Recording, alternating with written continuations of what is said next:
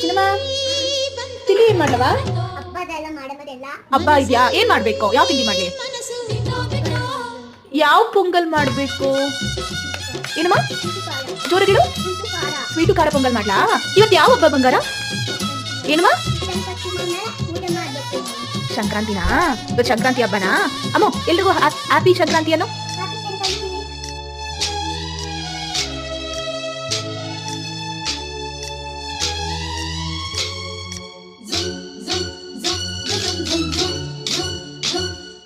ಸಂಕ್ರಾಂತಿ ಬಂತು